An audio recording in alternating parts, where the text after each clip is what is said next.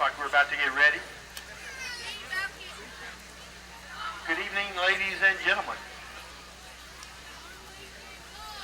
Tonight, we would like to show our sincere appreciation to the senior football players, student athletic trainers, cheerleaders, band members, and their parents. These dedicated students have worked hard, extremely hard, to represent Gatlinburg-Pittman High School in a positive way. We applaud their hard work, dedication, and loyalty to Gatlinburg-Pittman High School. These seniors from the class of 2008 exemplify the spirit of excellence which has come to be known as the Blue and Gold Pride. We will begin by introducing the senior football players and their parents.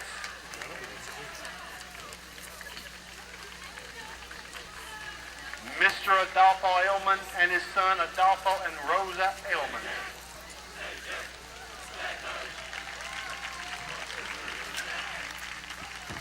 Mr. Keelan Bryce is the son of Nancy and Joe Hong. Mr. Nathan Cogdell is the son of Ralph and Susie Cogdell. Mr. Michael Dodig is the son of Joanna Dodig and the grandson of Mary Ann King. Mr. Bo Dyer is the son of Vicki Allen and Terry Dyer. Mr. Michael Hauser is the son of Mike and Tammy Hauser. Mr. Jeffrey Janey is the son of Dr. Brad and Rachel Weber and Wade and Jennifer Janey. Mr. Tyler Jenkins is the son of David and Ellen Jenkins. Mr. Corey Nichols is the son of Jeff and Rosemary Nichols.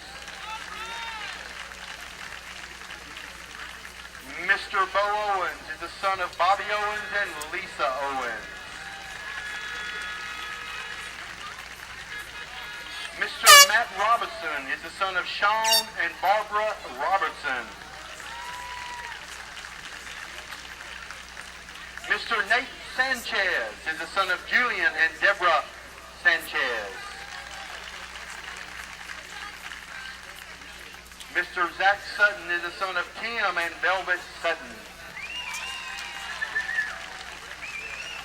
And Mr. Chase Young is the son of Mike and Cindy Young.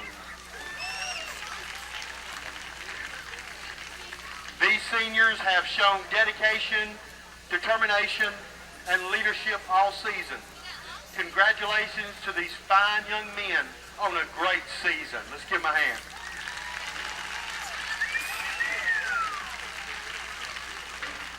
And now our student athletic trainers and their parents. Miss Caitlin Reagan is a daughter of Mark and Kathy Reagan.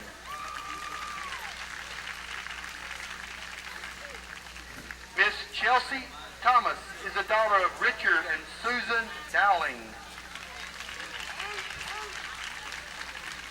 Thanks, girls, for all your hard work. We appreciate you.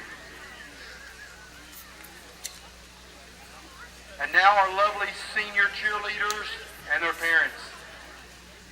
Miss Stacy Arender. She is a daughter of Marty and Allison Arender. Miss Lindsay Dyer. She is a daughter of Clarence and Bridget Dyer. Miss Kayla Hayes. She is a daughter of Kendall, Fatima Hayes, and Bob and Rhonda Powell.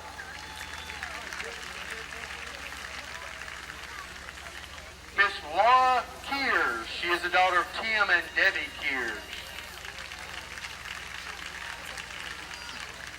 Miss Victoria King. She is the daughter of Kim and Sherry King. Miss Caitlin Waltrip. She is the daughter of Gary and Beverly Waltrip. You guys will have to do this for me next year. Miss Courtney Zeller. She is the daughter of Tim Zeller and Sharon Zeller. Well, maybe not. And now the cheerleading team manager and her parent, Miss Chelsea Fuzel. She is the daughter of James Neal Fussell and Paula Fussell. I think I got that right, sorry. Without the hard work and stamina of the senior cheerleaders, GP football games could not be the colorful, exciting Friday nights we all enjoy. They have truly inspired the rest of the cheerleading squad, the team, and the fans. Thank you, girls. Let's give them a hand.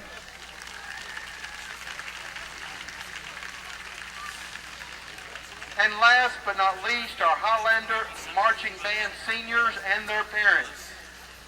Miss Shayna Arp is the daughter of Calvin and Cindy Arp. Miss Carly Contois is the daughter of Laura and Jacques Contois. Mr. Alex Dittmanson is the son of Dale and Susan Dittmanson. Miss Lindley Houston is the daughter of Patrick and Allison Houston.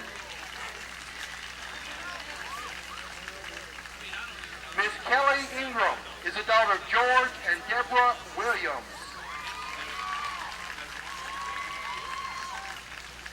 Miss Jade McConnell is the daughter of Marilyn and Richard Spence. Miss Sarah Morrison is the daughter of Tim and Shirley Morrison. Miss Ann Catherine Nave is the daughter of Chuck and Sonia Nave.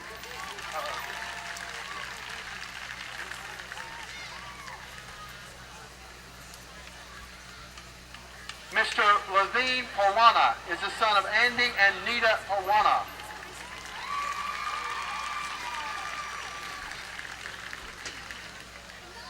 Miss Sarah Roos is the daughter of Autumn Alexander and the granddaughter of Chuck Roos. Mr. Chaz Sims is the son of Chuck and Vicki Sims. Miss Tara Tyrell is the son of Eric and Vesna Flucantis.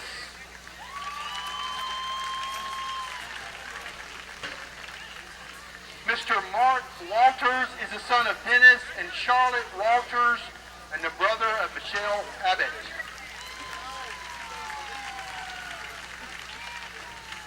The senior band members are a huge part of the spirit of GP football. Without these talented musicians, the games would lack energy and entertainment. Thanks, senior band members. Let's give them a hand. And congratulations and a special thank you to the parents.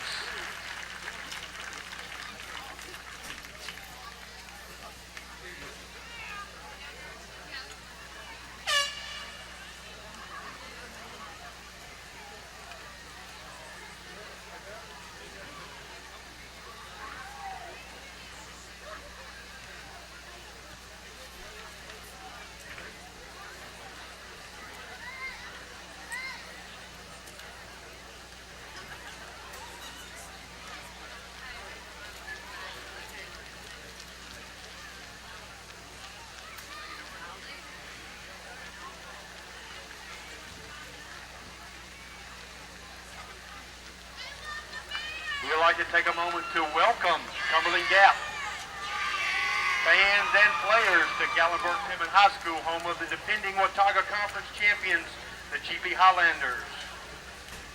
This year marks Benny Hammond's 36th season in charge of this program. Coach Hammonds has a record of 276 wins here, and among active coaches in Tennessee is ranked second in all-time wins.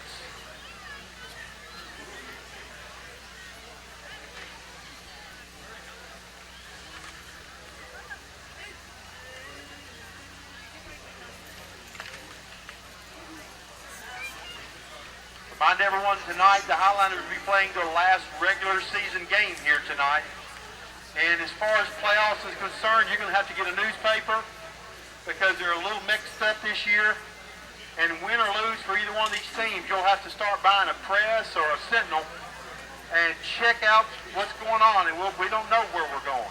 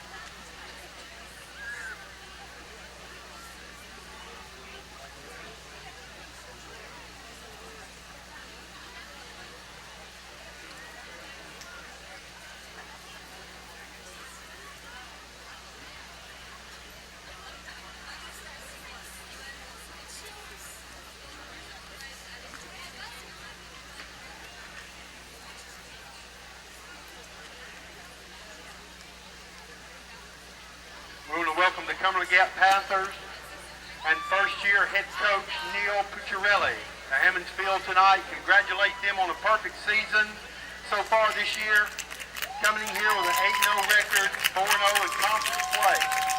The Highlanders have a record of 8-1, 5-0 in conference play. Tonight is for the conference championship for us. The only loss was at Rutledge, 28-22. The Highlanders had 5 turnovers in that game. And turnovers will play a big part in this game tonight. Both of these teams have outstanding numbers on offense, and you're going to be in for a great ball game tonight.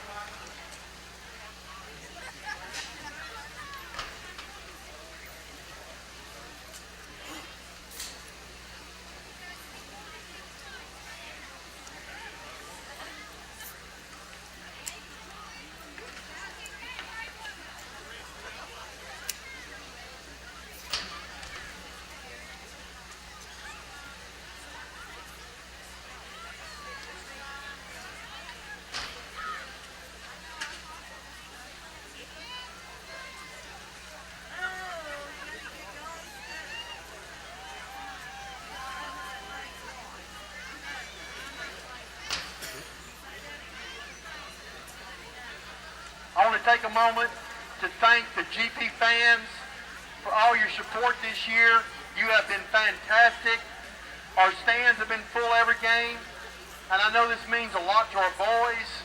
So from Coach Hammonds and our football team, thank you for a great year.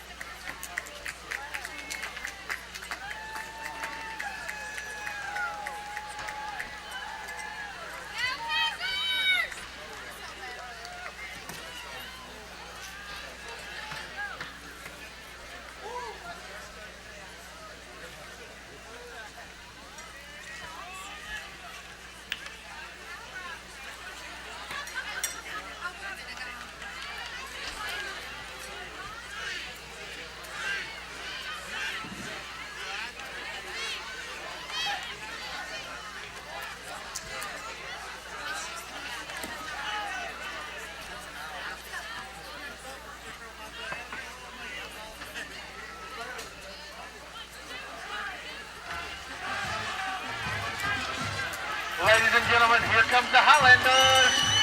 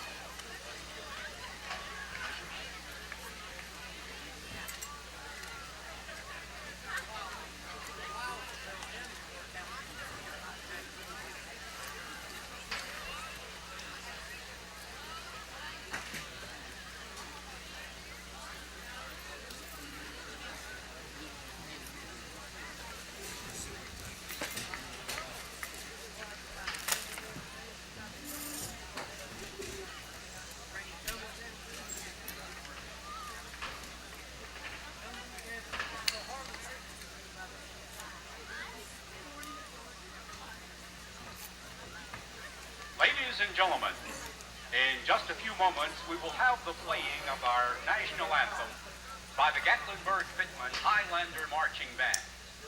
In preparation, I invite you to stand.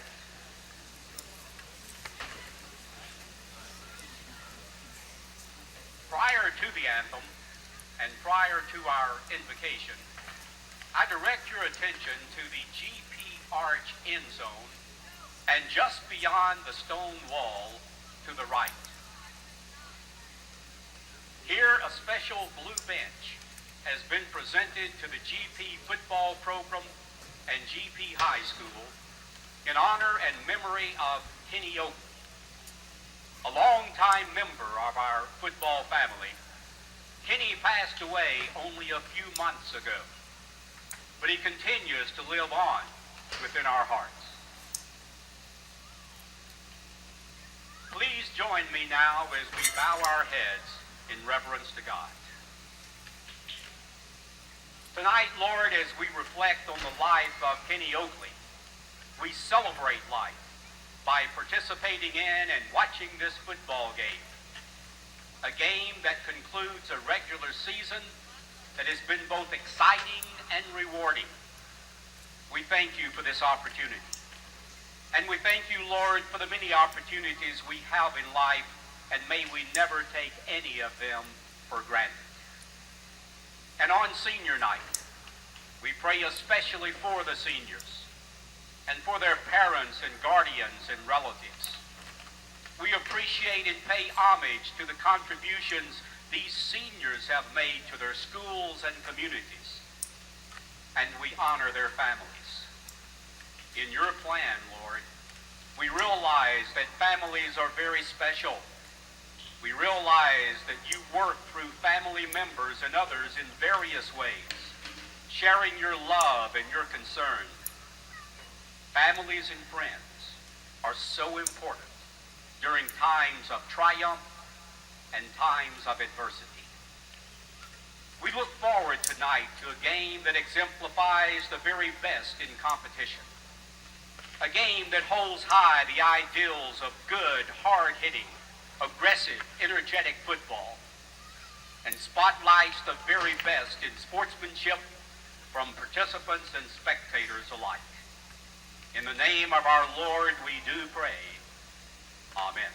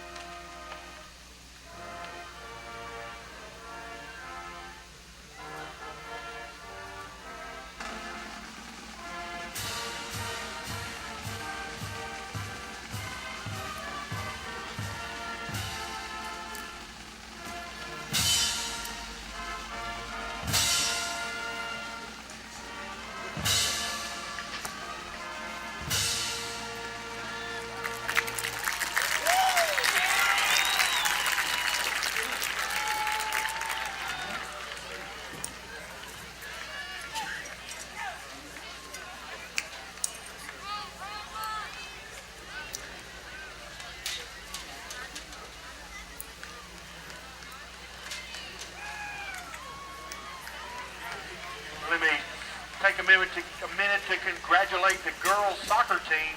They are the regional champs. They defeated Pigeon Forge 1-0. They will be playing in the sectional sub-state Saturday at 3:30 at Mills Park. The Lady Highlanders are one win away from the state tournament. Come and support the Lady Highlanders. Tickets will be $6.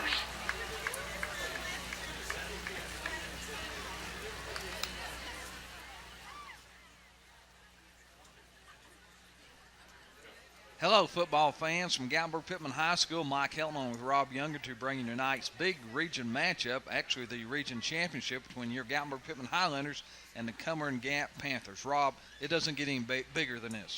Mike, it really doesn't. Comes down to the last football game of the season for the region championship. Senior night, a beautiful night for football, huge home crowd. Mike, this is what it's all about, playing for the region championship against a great Cumberland Gap football team. Gatlinburg-Pittman comes in 8-1 on the football season. Cumberland Gap undefeated 8-0. And of course, Rob, the big thing offensively defensively for the Highlanders to stop the big quarterback, number 3 Adam Nelson, 6'8", 200 pounds. Well, Mike, that is the big story of the week, and they've had to do a lot of extra preparation in getting ready for this game and this caliber of an athlete. He's 6'8", 200 pounds. He's a good athlete, a good basketball player, but Mikey has just a rocket for an arm. He can throw any kind of ball over the field. He's got 3 or 4 good receivers, thrown for over 2,000 yards in 9 games, so he's a pretty good football player. On the other hand, talking to the GP coaches this week, they feel very confident they can run the football against this 3-5 defense that the Panthers play. Well, Mike, looking at their scanner report and talking to some people around town about what Cumberland Gap's going to give us and what the Highlanders are doing to get ready for them, I can't imagine that they're going to come out in a 3-5 defense against Gatlinburg-Pittman. I think they're going to walk 2 of those linebackers or 2 safeties up on the line of scrimmage and give us more of a 5-2 look. I could be wrong there. But on the other hand, us getting ready for their offense, Mike, I think we've put in a lot of new wrinkles this week. From what I understand, we're going to play man coverage against their receivers, and we're kind of matching up by ability, putting our tall guy on their tall receiver, our fastest defensive back on their fastest receiver, and they're going to come out in a no huddle. So they're just going to run to their man, going to line up and play man coverage. And I don't know, we'll find out when the game time starts, but rumor has it that we're going to also try to add some extra pressure on the quarterback by putting Matthew Pitzer down to a defensive end spot. Gatlinburg-Pittman coached by Benny Hammonds in his 36th season at the helm here at Gatlinburg-Pittman High School. Cumberland Gap is coached by Neil Paracelli in his first year at the Gap.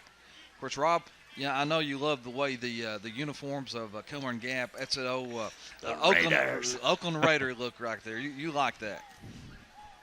And Mike, that not only are they good-looking uniforms, they're good-looking football players. We were watching them during warm-up. They got some great athletes. Looks like they've got a little depth, and this guy's really got something good going on at Cumberland Gap.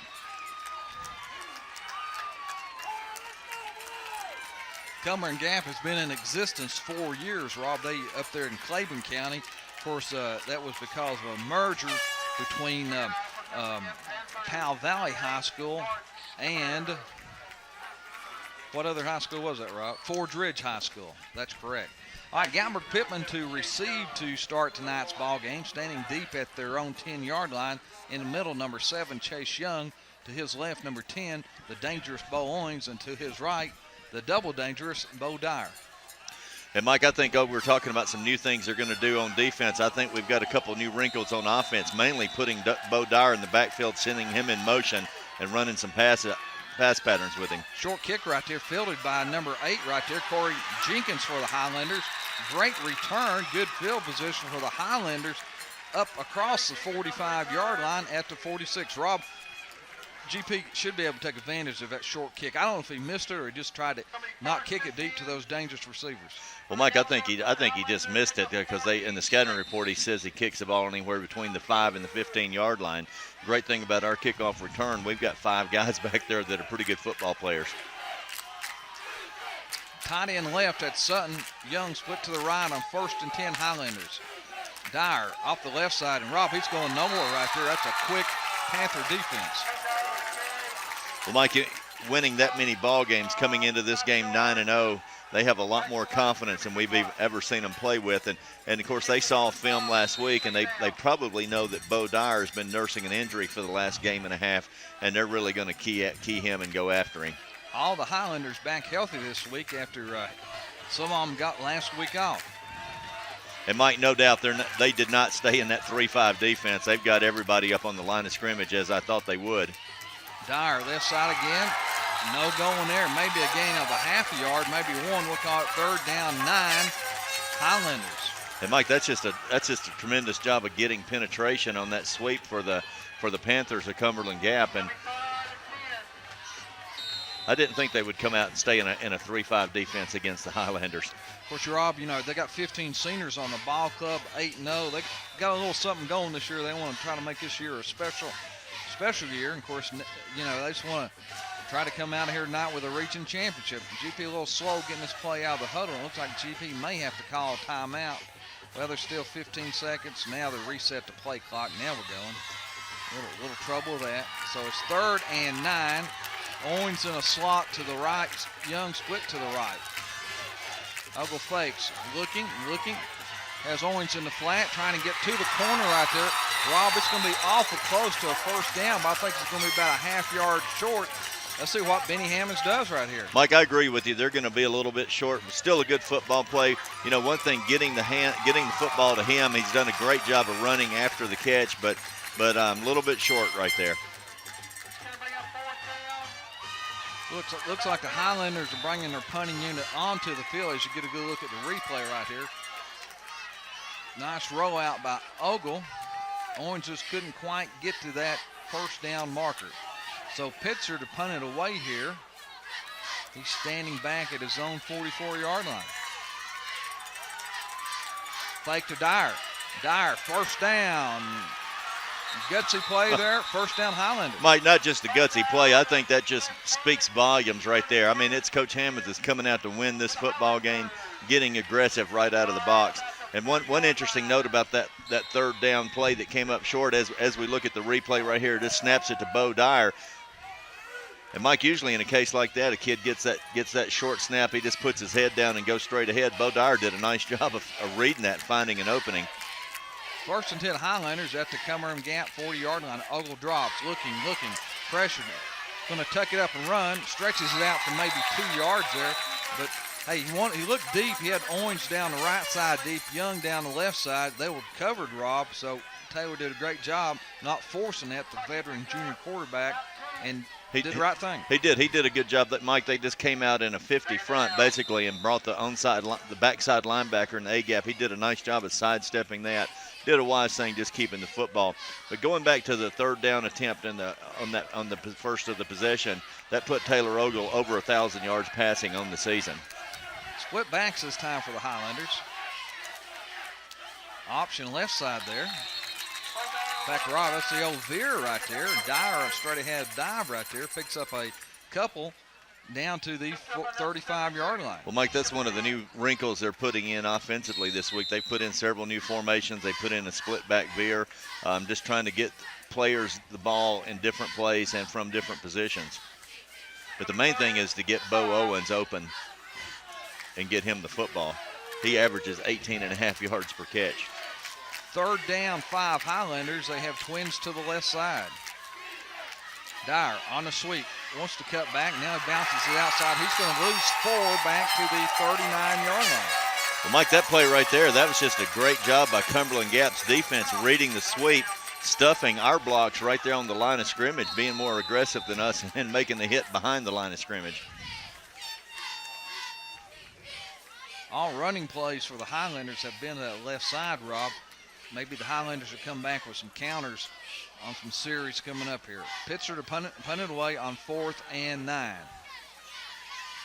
Good snap. Good kick.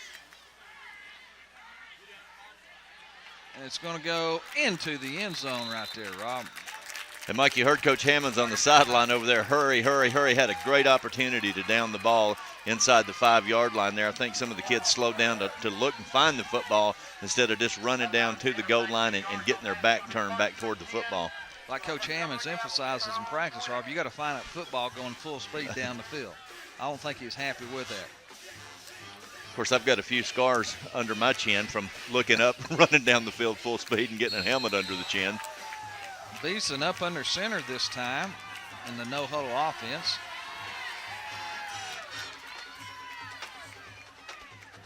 Make that Nelson the quarterback. Fakes, wants to go deep.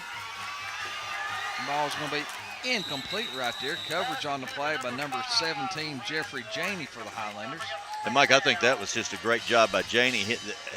It was close. It wasn't pass interference, but he covered him so well that it took him off his route. He almost pushed him inside. That pattern was intended to be a lot deeper than he ran it. So with the incompletion, that'll bring up second down 10 for the Panthers. Rob, we're not going to have a lot of time in between plays tonight here. 5 wideouts. Nelson in shotgun formation this time. Looking, has a man in the flat. That ball is incomplete right there. Dyer on the coverage for the Highlanders. Well, Mike, we were talking about maybe putting Matthew Pitcher at the defensive end. That's not what Coach Neil Estes did. What he did, he brought Corey Jenkins, a good running back, and put him opposite of Sutton at the defensive end spot, but they're bringing both linebackers. And that time, Pitzer blitzed from his own side linebacker position and really put his face mask between the right on number 3's number and gave him a good shot right as he released the football. So they're going to do whatever they can to put some big hits and try to get him out of the game early. Still 5 wideouts on 3rd and 9. Make that 3rd and 10. Pressure, there's your pressure. Great sack back there by who? You got Pitzer, you got Sutton, and you got Joey Green for the Highlanders. And, Mike, I tell you what, Joey Green, leading tackler on the team, one of the leading tacklers in East Tennessee, and you see him coming on a blitz from that linebacker spot, not giving up on it, and you see him and Big Daniel Sutton just slam him to the ground. Rob, one thing, the thing about it, the word on the street is that the quarterback Nelson doesn't like a lot of contact to see how he can withstand this Highlander pressure tonight. High snap right there. Oh, he does a good job pulling in. He's going to have to tuck up and run. Great field position by the Highlanders. And that's going to be a touchdown. Touchdown. That's Joey Green's going to get a touchdown here. There's a flag down, Rob, but I think that was before, right at the snap there. We got a flag. We got to see what's going on. Don't quite know what that was, Rob. I think it was maybe, I don't think Cumberland Gap had enough men on the line of scrimmage. Let's see what the call is here. Legal procedure. They're going to decline it. It's going to be touchdown Highlanders. Cumberland Gap. There you go. And, Mike, is that Joey Green's second defensive touchdown on the season? Yeah, I think it is, Rob. I think he had one on an interception. So the Highlanders get one right there, and baby, we'll take that as Pitzer on to attempt the PAT out of Robertson snap and Ogles Ho. Snap is down, kick is up, and the kick is no good. Well, Mike, the touchdown is a result of a good job watching film and scouting by the coaches. They said that he's going to have a high snap, be ready to go after the football if it's a high snap. Fumbled it a little bit in the end zone. Here's a replay right and you see our guys just keep coming, putting the heat on it right there. Sutton and Janey, I'm not sure who caused the lick, but I think the ball just popped right into Green's hand. Touchdown Highlanders. So here with 7:19 remaining in the first quarter, GP on top 6-0. Of course, Rob, if we had replay review in the box, you can't tell. Well, I tell you what, that's just Joey Green being at the right place at the right time, which he's been doing all year. Last week in region play, Chucky Doak had an open date. Gatlinburg-Pittman over West Green, 55-0. Happy Valley over South Green, 19-7. And Cumberland Gap over North Green, 54-20. And remember to see us broadcast on Saturday mornings at 11 o'clock, Monday nights at 7, and Wednesday nights at 7 on Channel 4, the PEG channel, downtown Gatlinburg. Pitzer set to kick off. And that's a boomer. Not going to return this, so Cumberland Gap will scrimmage from their own 20-yard line.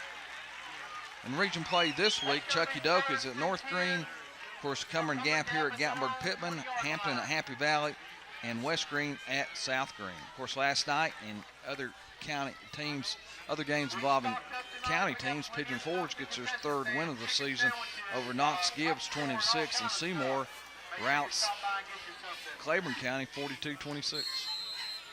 I don't call that a rout, I'd probably call it a shootout. All right, 1st and 10, Cumberland Gap, ball at the 20-yard line. Twins to each side, single running back. Here's your run right here. Nice pickups out close to the 24-yard line. Of course, Rob, with that one back set, when you're spreading the field with 4 receivers, that's going to open it up a little for that running game. And it is, Mike, and you know that all 4 of our defensive linemen are kind of in a sprinter stance on that 3-point stance with leaning forward in their stance, and all they're thinking about is getting off as quick as they can, going right into a swim or a rip move, trying to rush the passers.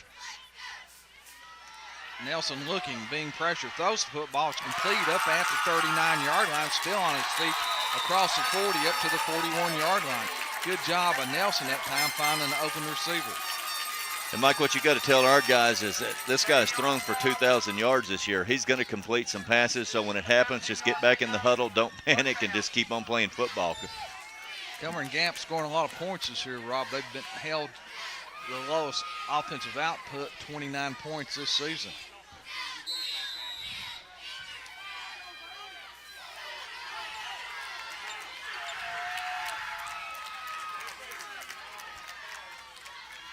As Cumberland Gap picks up their first down of the ball game. Nelson goes deep.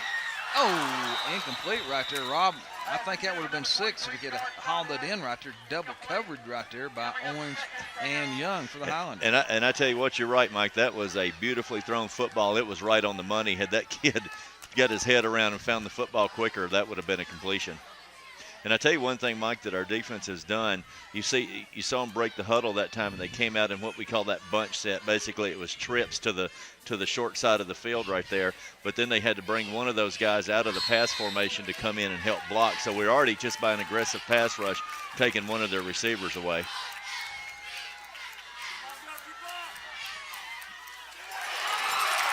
Complete out there, still running down the right sideline. Finally tripped up by Dyer right there.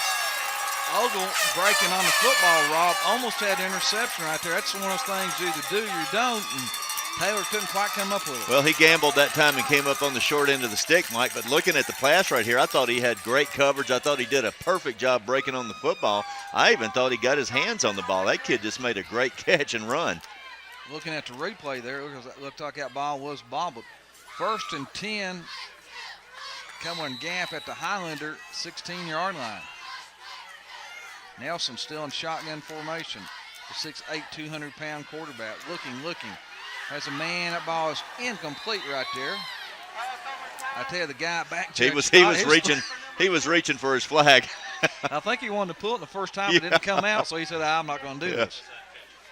Well, that was an uncatchable football. One thing, Mike, you got to worry about is, as a defensive coordinator right here, these guys are going to look at Taylor Ogle and see that he's 6'6", and that time he broke on the ball and missed it. They're going to assume that he's not our best pass coverage guy in a one-on-one situation on a wideout like that, and probably come back at him. But I think they're underestimating him. 2nd down, 10, Panthers. Little tramp inside there. Nice. Oh, what a play by Adolfo Allman. What a play, Mike. Adolfo helped out by a host of Highlanders. You see one of the blitzing linebackers miss the tackle, kind of ran by, and Adolfo basically just stuffed 2 blockers. The running back ran into the back of him. Then he came off the block and made the tackle. I mean, that's a great football play. There's nothing more you can get or ask out of a defensive tackle. 3rd down, 13 after the loss of 3 for Cumberland Gap. Nelson looking. Across the middle, ball is incomplete right there. Had his intended receiver covered by Young, but just a little high there, so that's going to 4th down for Cumberland Gap, and it looks like they may be sending their field goal unit onto the field. Well, Mike, you have to know that Cumberland Gap's offensive coaches are kind of scratching their head right now. They've been, I don't know how many game tapes they've had on us, but they've got plenty, and they've seen everything that we do. Come out in a completely different defensive approach and scheme, and we're really being very effective. They've got to be shaking their heads right now. 36-yard field goal attempt. Kick is up, and the kick hits the crossbar. Hits the No crossbar. good. All right. And, Mike, this is the most life I've seen in our Highlanders football team and in our Highlanders crowd since really the third home ball game of the season. Rob, it's good to have a good competitive game. It is. It's good to play. For us. And I was talking to David Ogle this afternoon, and he was talking about they had to sew 3 different shirts together to get my sweatshirt to finally fit. And we were just saying that, just playing some of these teams, Chucky Doak, North Green, West Green, just really hasn't helped our football team out any. Of course, that shirt's a little tight now, Rob, after downing a couple of Julian pizzas. Pitzer on the misdirection play, not much there. He's going to lose it 3 back to the 17-yard line. This Gatlinburg-Pittman head coach Benny Hammonds, assisted by Neil Estes, Brad Weber, Paige Yates, Adrian Propes, Larry White, Brad Justice, Matt Evans, and Ralph Kidd. Good crowd on hand here, Rob, for what has been a beautiful Friday afternoon in October. How could it be better? Quick hitter right there. That's Pitzer. He's going to get about 6 yards up to the 23-yard line. That'll bring up 3rd down, 7 for the Highlanders. And, Mike, one thing that we haven't done in this game, we keep putting ourselves in 3rd and long. We have not run the football very good on 1st down. We keep getting 2nd and 10, 2nd and 9.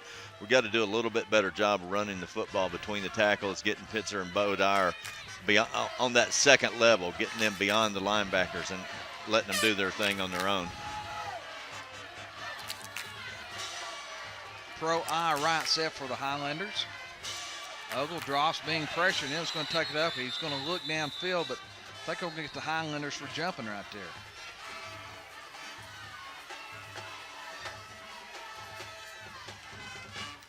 Probably a pretty good break right there, Rob, getting that illegal procedure penalty, because I think they had Ogle hemmed in. Well, they did, Mike, and they're just basically doing the same thing we're doing on defense. They're coming out, although they're coming out in an odd defensive front, but coming out blitzing both of those linebackers.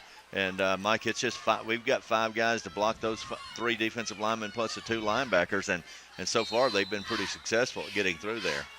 So with the penalty, it's 3rd down, 12, Highlanders. Clock running, 3:54 in the first quarter. GP on top, 6-0. Owens on the handoff after the motion. Nice move trying to get to the outside. Not going to get much, maybe 4 yards up to the 22-yard line. So GP will have to punt the football away again. Well, Mike, that was a very good call, great design play. But when you look at the receiver at the bottom of the screen, he just kind of leaves him out to die. He just runs a pass route, doesn't block the run support that the ball's coming to. Just leave him completely untouched, and that's a lot to ask out of Bo Owens, although he did make that guy miss. 4th and 8 Highlanders, Pitzer to punt it away. It's a good kick right there. Beeson standing back is going to take a side bounce right there and go out of bounds right at the Panther 49-yard line.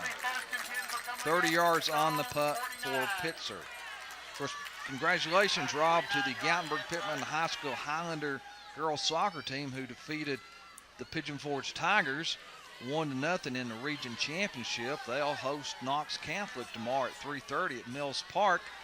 So after you watch the replay, folks, get down there and support the Lady Highlanders, and with a win, they can make it to the state tournament.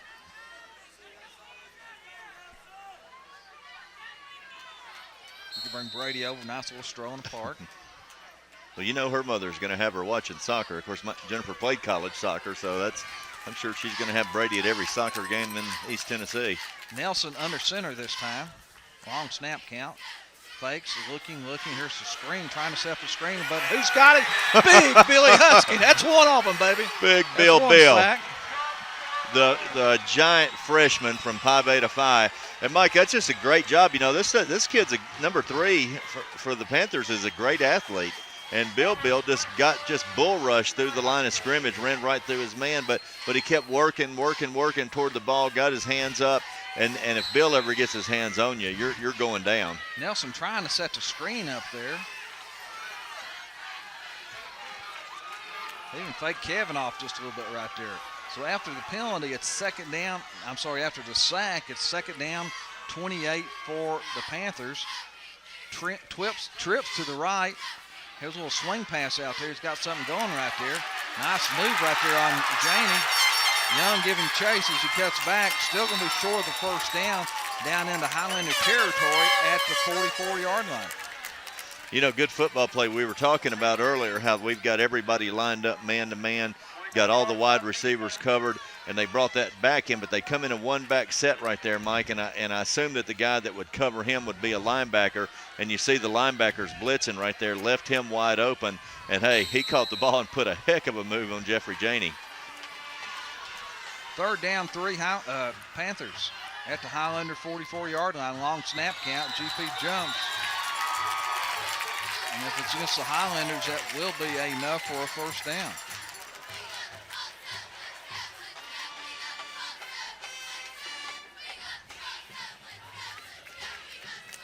It is going to be offsides against the Highlanders, so after we step it off, it's going to be 1st and 10 Panthers at the GP 39-yard line. Another first down for the Panthers here with 1:34 remaining in the first quarter. GP still on top, 6-0 after the Joey Green touchdown, fumble, recovery, run. Did I say that right? Close enough. It was a mouthful. Decent hit by Billy Husky right there initially, finished off by Pitzer, as well as number 33, Joey Green for the Highlanders. Cumberland Gap attempted to run a trap. Maybe we can get a replay right there. You see the left guard for Cumberland Gap pulling. He's trying to kick Billy Husky out. Billy Husky is in the backfield and hits the running back 2 yards deep. Doesn't allow that guy the opportunity to trap him. So after the loss, it's second down, 11. Panthers. Adam Nelson, shotgun formation. Running backs flank left and right.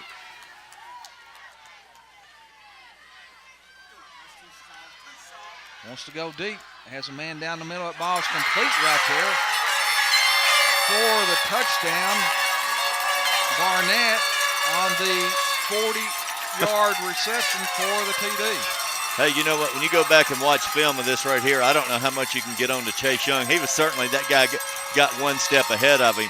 But, Mike, how many times in 2A football do you see a ball, a deep post thrown that perfectly? I mean, that was a beautiful football. And, again, Chase Young looked, he was all over him. So Cumberland Gap to attempt a PAT. Snaps down, kick is up. And the kick is good. So here with 38 seconds remaining in the first quarter, Cumberland Gap takes the lead over the Highlanders 7-6. And you know what? You just got to, when those guys come to the sideline, you got to tell them to get some water, get a couple seconds of rest, and get your head up, because you're going to have some thick skin when you play against this guy here. Here's a replay here. Good protection that time. And Rob, what a pass. You know what? His hand was over that kid's shoulder. That was pretty good, decent coverage. Of course, Rob, talking about Highlander cross-country team, Alan Walbach, 10th grader from over at Pi Phi Elementary School, qualified for the state meet next weekend down in Nashville. Of course, also finishing in 11th place for the Highlanders. Corey Self, who just got nosed at the tape right there, or he'd have been going also as well. Great job coaching by Rick Cross and Whit Helton right there. And of course, we've got a good tradition across country. We have a kid that's a scholarship athlete at the University of Tennessee, David Claybo, who's having a great freshman season. Last year's AAA state champion. Of course, our congratulations to the boys cross country team and Alan Walbach. Okay, Pitzer finally going to pick it up right there, still on his feet, trying to get outside. Brought down right at the 20-yard line. That's an interesting strategy on the kick, Mike. I think that was a design kick. He kicked it from the left hash over to the right numbers and just kind of kicked it high, gave the coverage time to get down there. They knew where the football was going and gave them a hard kick to handle.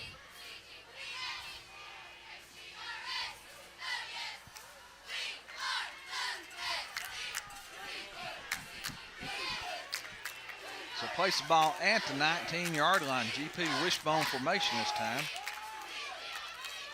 Dyer off the right side, not much going there. Rob, a little surprised right now. We knew that Cumberland Gap would be tough offensively, but they're playing pretty good defense against the Highlander rushing game. They really are, Mike. We're just going to have to throw on first down. We keep putting ourselves in second and third and second and long, third and long. We're just not having any success running on first down, and they've basically just got everybody on the whole football team up there at the line of scrimmage.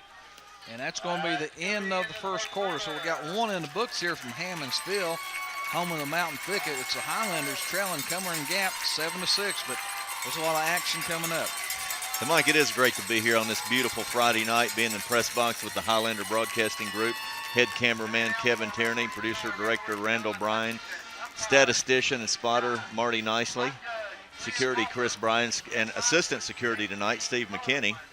Hey, it's great to be back at home here. And Rob, there's not a facility better than this in high school football to watch a football game or to produce a broadcast or bring your broadcast. You know, we've had a lot of company come to visit us in Gatlinburg this year to come to see the baby. And, of course, when you live in Gatlinburg, all your old friends from other parts of the world and all your family wants to come visit you.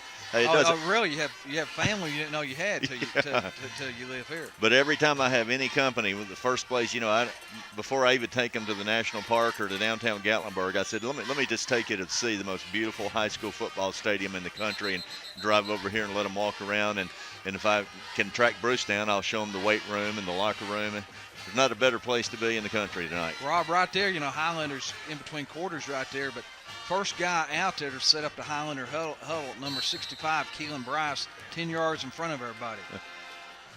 Hey, I like the way he plays. And you know what?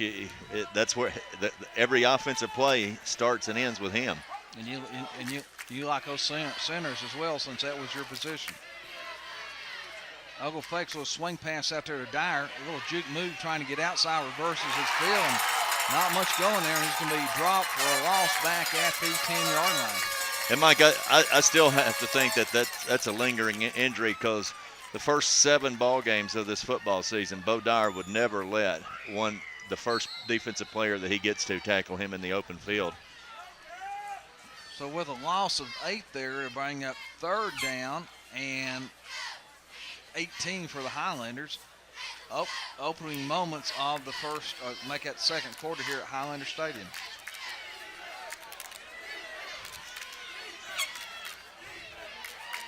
Ogle drops, wants to set up the screen a little, maybe Rob, it looks like the old Utah pass right there.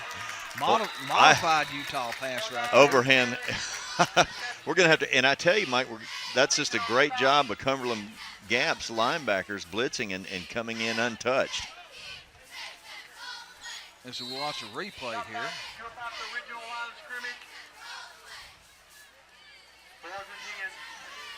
Of course, Ogle had to modify that pass right there because there was 2 guys in front of him. GP to punt it away.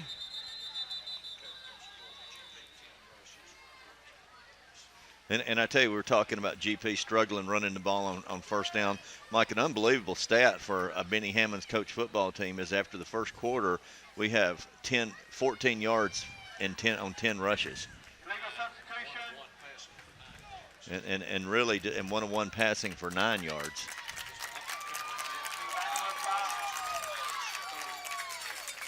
Of course, Rob, on the other hand, Cumberland Gap, 5 rushes for a minus 30 yards net. But 4 of 9, 115 yards passing. Pitcher punts it away. Nice return by Beeson down to the Highlander 33-yard line. So Cumberland Gap, good field position. Of course, at the end of the night's broadcast, we'll be bringing you the Greenbrier Restaurant play of the game, as well as the Five Oaks Construction offensive and defensive players of the game. Nelson, quarterback, he's been productive tonight, Rob, when he's had time to throw, but when he doesn't have time, he's usually getting sacked. Wants to go across the middle, almost picked off right there by Dyer.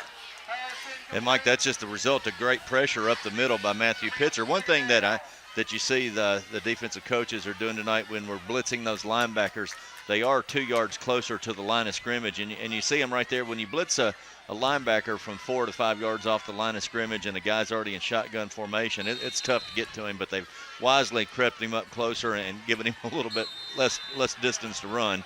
All right, you can't break Cumberland Gap breaking the huddle with 12 people. That hurt them right there, so that's going to back them up 5 yards. I tell you, in this game, Rob, every 5 yards is going to be a lot, whether it's offensively or defensively.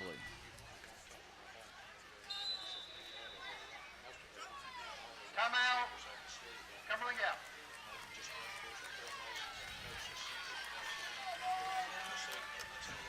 You know, one thing, and looking at Coach Hammond's during the timeout and all the players going to the sideline, in the scouting report it said there are always no huddle, and usually what you have with the no huddle team is you have somebody signaling the plays in to the quarterback, and he uses audibles or he calls it by number at the line of scrimmage. Looks to me like, Mike, all of the Cumberland Gap players, most of them have the wristbands on, like you see a quarterback wristband on their forearm, probably with all their different formations and plays written on there. Of course, Gatlinburg-Pittman open next week. They played 0 week, and this is the 10th ball game of the year here in week 9. GP, of course, will be in the playoffs, and they will be hosting a home playoff game. Who, we don't know. It'll take a Las Vegas oddsmaker to figure that out, Rob, as you get a good look at head coach Benny Hammond. But GP will be back at home in 2 weeks from the night for first-round playoff action. Game time, 7 o'clock. And, you know, Mikey, a lot of times a lot of coaches that have been in it a while, you know, people talk about the games passed them by. This is Coach Hammond's 36 years, and I guarantee you the game hadn't passed him by. He's come out with more new wrinkles and really some innovative things to get ready for a talented passing attack right here. The guy just keeps on ticking. I think every year he comes back, he just does a better job than the year before. Second down, 15, Panthers. Nelson, shotgun formation. Twins left and right, dropping, looking, wants to go deep again, has a man down there, ball's going to be picked off right there by Taylor Ogle at the 9-yard line. Well, Mike, I was watching that and I saw the whole thing, and I thought Taylor Ogle timed it poorly. I thought he stopped running too soon, but I tell you what, he's a good athlete at 6'6", and he timed it perfectly, caught the ball, as you used to teach him as a defensive back coach, catch it at its highest point, and that's just a beautiful read and play by Taylor Ogle. I think right there, I think he maybe grabbed his face mask right there, Rob, as he's going down right there. It could have been 15 more against Cumberland Gap right there. But, hey, we'll take the football right there, 1st and 10 at the 9-yard line. Janey to the left. GP uses that bunch formation to the right. Ogle fakes, looking, being pressured. Scrambles out of the pocket, has a man upfield that's going to be picked off at the 33-yard line.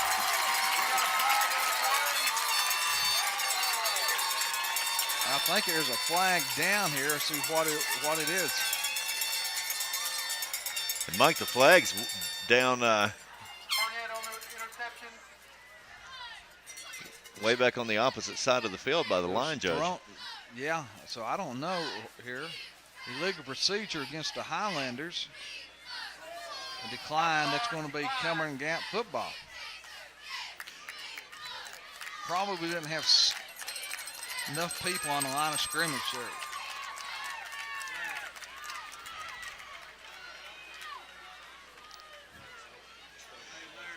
Mike, I think he had the right idea. Our player came open. I think it just developed a little too late. So Cumberland Gap has the ball back at the Highlander 33-yard line, 10:08 remaining in the first half. They're on top of the Blue and Gold 7-6.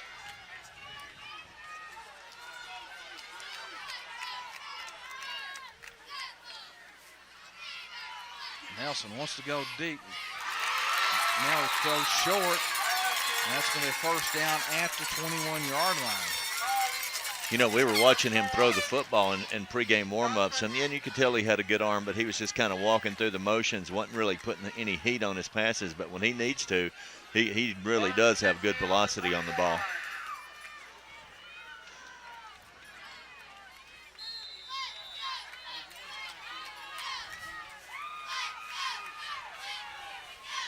Twins left and right for Nelson, who drops, rolls left, wants to throw downfield. The ball's going to be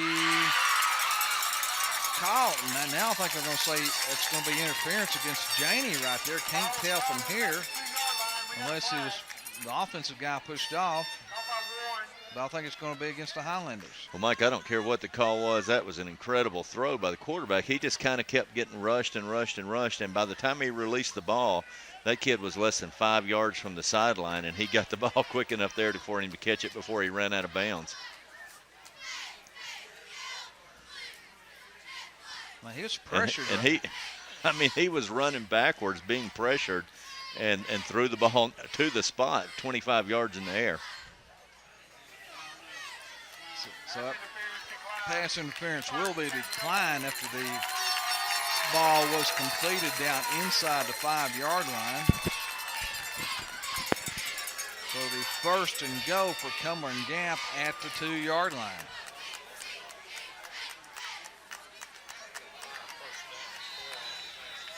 That's their 5th first down of the ball game, 4 passing. Beeson on the give. Still fighting, not going to get it, maybe back to the line of scrimmage. So Robert, that's one thing about a passing team like that, one back set. When you get down close to the goal line, it's hard to pound it in.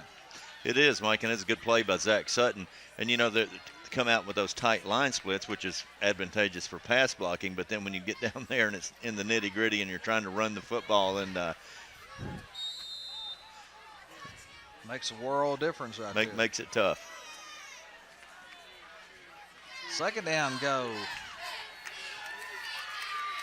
Cumberland Gap. Nelson fakes, wants to throw the football, has a man there. It's going to be, is it intercepted? Oh, almost intercepted by Young. Well, I'm not sure. I think 2 of our players tipped. Looked like somebody, maybe Chase Young tipped it, and Bo Owens kind of ended up knocking it down.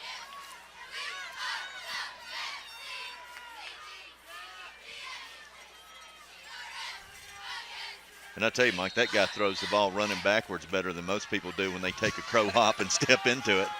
Third and go, Cumberland Gap. Maybe time for a quarterback draw here.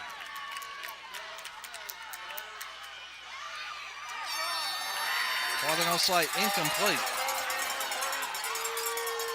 Couldn't tell from this language here if there's a flag back in the backfield, and Rob looks like and boy, just the way the body language of the 2 blue jerseys getting off the ground, Mike, I think that's going to be roughing the quarterback. I don't know if we can pick that up in the replay. Which will give them a fresh set of downs down there on the goal, right on the goal line. Roughing the passer.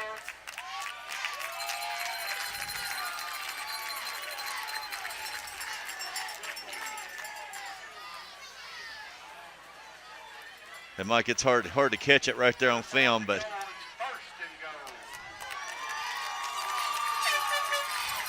so that's going to be a new set of downs from the 1-yard line. New quarterback in there. Jared Lorenzens comes in. That's the running quarterback there.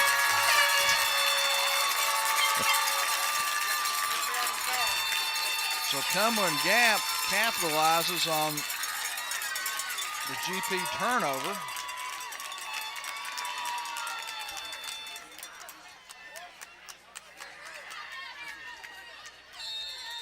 Rob, we got a ball game.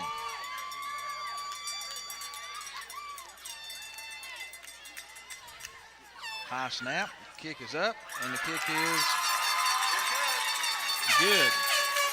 So here with 8:47 remaining in the first half, it's Cumberland Gap 14, Gatlinburg-Pittman Highlanders 6. And Mike, I think the Highlanders, if they're gonna get back in this ball game and go a touchdown up, we're just gonna have to be a better first down team. And I really think that just means mixing it up, pass and run, on first down.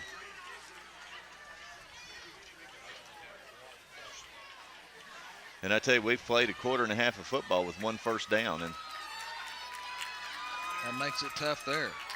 Rob, good crowd on hand here tonight for Friday night.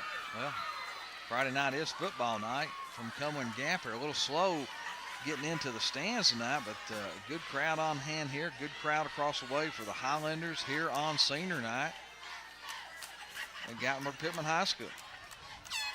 Mike saw a lot of the Cumberland Gap crowd got on the brand new Bass Pro Shop clothing, the new line of clothing from Bass Pro Shop. They stopped on their way down. Over to 407 exit.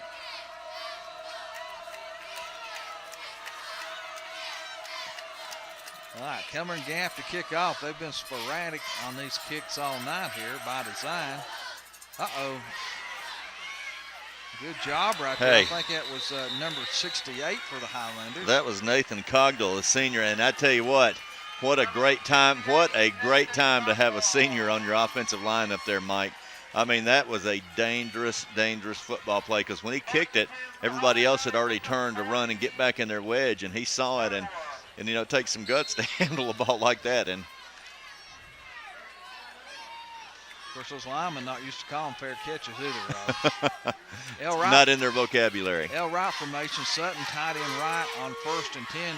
Dyer on the right side, pounding, twisting, turning. Nice pickup of about 9 yards down inside across the 50-yard line to the Panthers' 47-yard line. Mike, maybe we can get a replay of that right there. And they just come out in a three backfield set. But watch the right guard, Corey Nichols. He did a good job.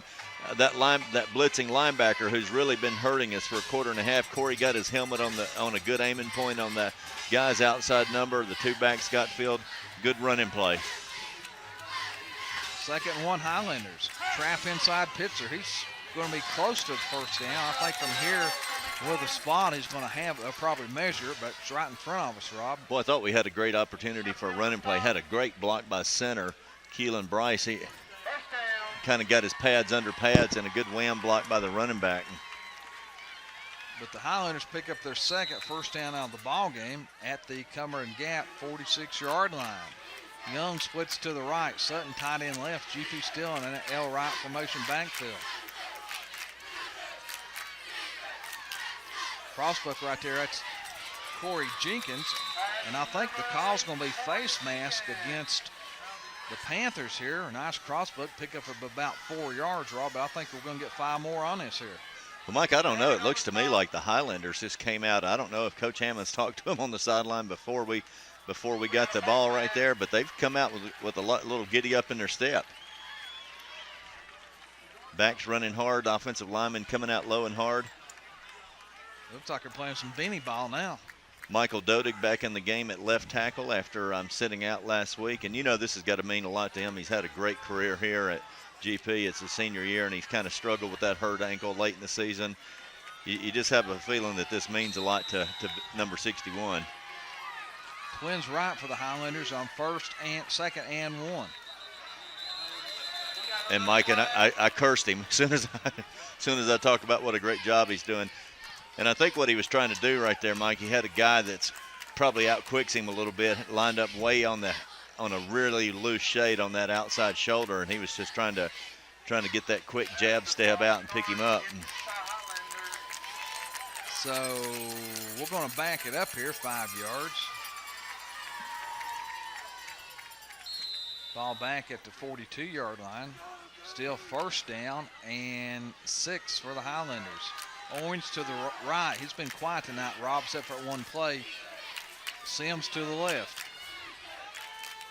Ball loose right there. Looks like GP got it back there.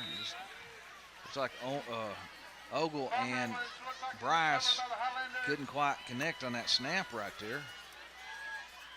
Well, I tell you, looking at the pre-snap read of the defense right there, one thing that they don't need to be afraid to do, and that's to throw the ball to number 12, Hagan Sims. He dropped that one in front of his grandpa last week on the sideline. But I tell you, he's out there in a one-on-one situation to the wide side of the field. Good athlete, got some good quickness. And you know, in the scouting report, they're looking to shut down Bo Owens and Chase Young. Dyer sweep right side, and he's going nowhere. Probably going to lose a couple back to the 43.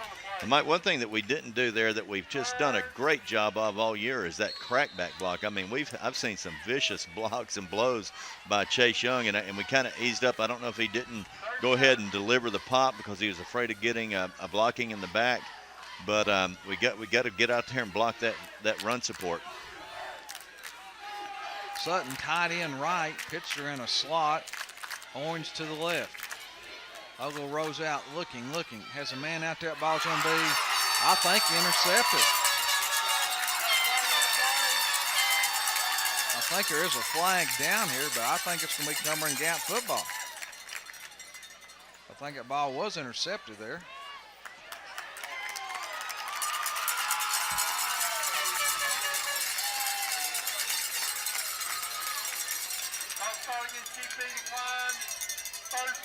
Penalty against GP is declined as we watch a replay here. And Mike, I think that was one of the very few poor decisions that you'll ever see Taylor Ogle make. I think he was just trying to really force that one in there when he had Pitzer wide open in the deeper route right behind it. So Cumberland Gap takes over 1st and 10 at their own 37-yard line, 6:01 remaining in the first half. They're on top of the Highlanders, 14-6.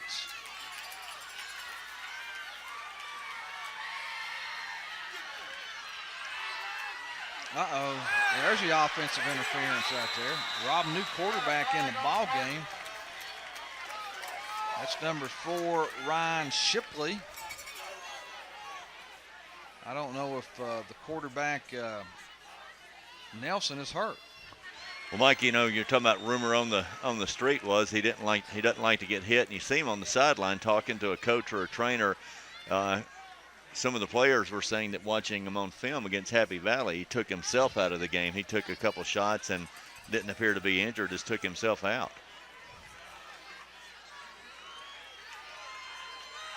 So the offensive interference, after we stepped off, is going to be 1st and 25. Make that 2nd down. That is loss of down right there. That's one of the most toughest penalties in football, Rob. Offensive interference. That's, you know, yardage into down right there. As quarterback Shipley, he's a big one right there, Rob. Wants to run the football right there. Ball loose right there. GP trying to scoop it up. It's going to be Highlander football. And Mike, huge break, and I tell you, you see their star over here on the sideline, and the other players trying to urge him on. Puts his back up in, and a guy that probably hasn't played a lot this year put a big lick on him, and he coughs up the football. Huge break for the Highlanders. Couldn't tell who made that lick, Rob, but I think it was Jeffrey Janey that came up with the football right there. Ball loose right there, and it's Janey that comes up with it for the Highlanders. So GP, great field position at the Cumberland Gap 14-yard line. Young to the right, Sutton tight end left, left formation. Dyer to the tailback. Dyer left side, cuts back inside, still on his feet, twisting, turning, touchdown, Bo Dyer. There's your Bo Dyer. There's Bo Dyer. That's what we expect out of Bo Dyer. What a beautiful run. Got to go for 2 right here, Rob. And Mike, somebody needs to tell Bo Dyer that and get him back out on the field.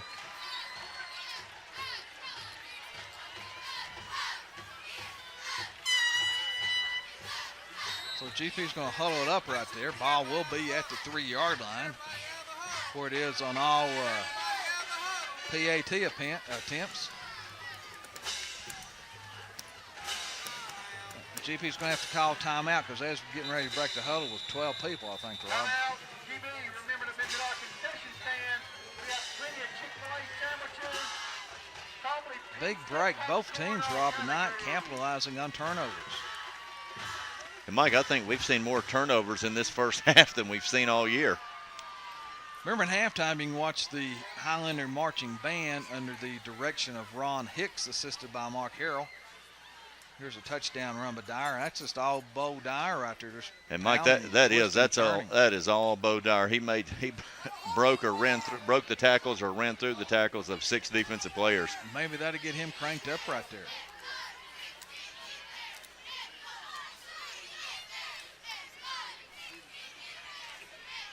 And you know, one thing that you got to like, of course, you never want to see anybody hurt, but when you look down on the sideline, you see number 3, quarterback from Cumberland Gap, sitting there, and everybody kind of coming over and trying to coddle him a little bit and talk to him. And you know, you can just look at his body language right there. He doesn't look like somebody's just dying to get back in a football game to me. All right, so GP going for 2 right here to try to tie it up here on the 2-point conversion. GP unbalanced line right, L right formation. Dyer off the right side.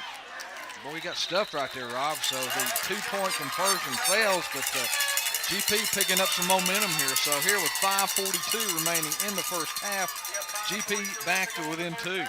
Well, I tell you, that kid that stuffed him right there, 6'4", 275 pounds, number 70, is a good defensive lineman for Cumberland Gap.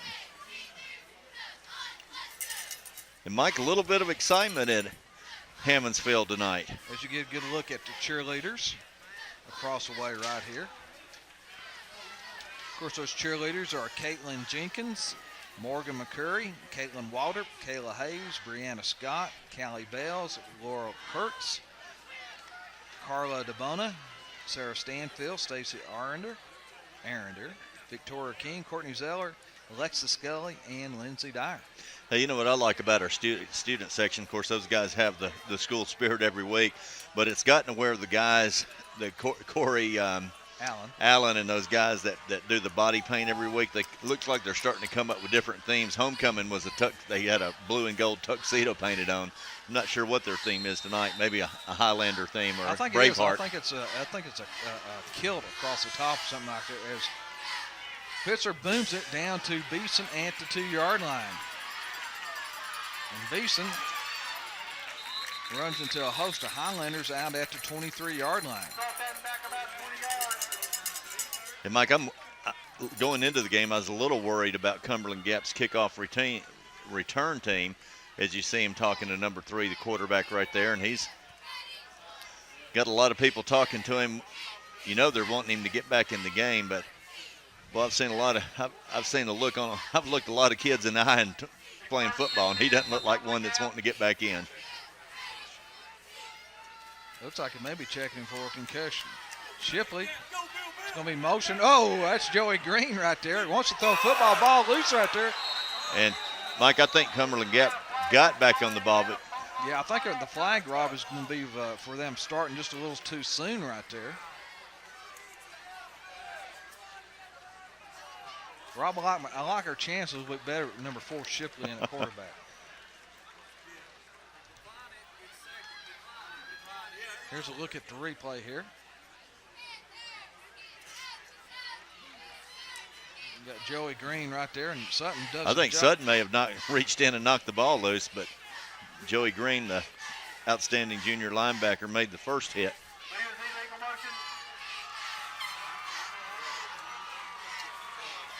GP's going to decline the penalty right there and take the loss right there. It'll be 2nd down and 18 for Cumberland Gap. 2 running backs, Shipley in shotgun formation. Going to hand it off inside to Beeson right there. Not much going right there. Number 2, Robertson on the stop for the Highlanders. Like I tell you, you always, for some reason, a different kid stands out on film every week, and you watch it, and this looks like one's got an extra gear. Boy, Joey Green came to play tonight, and you see him at his left linebacker spot coming right there chasing the ball from behind. I mean, that's just being a football player. You know, Joey not the biggest guy in the world either. 3rd down, 18. Shipley drops, wants to screen it out there. That ball's going to be incomplete right there. And I tell you, that was just another big play by those blitzing linebackers. And I certainly like what I'm seeing out of the defensive ends tonight. I just think that Zach Sutton plays a better game when he's lined up on a tight end and he's battling somebody right there at the line of scrimmage. So Shipley to punt the football away, standing back at the Gap 40-yard line. Owens and Young. No, it's a poor kick right there. So it's going to be good field position for the Highlanders at the Cumberland Gap 38-yard line. 26 yards on the punt.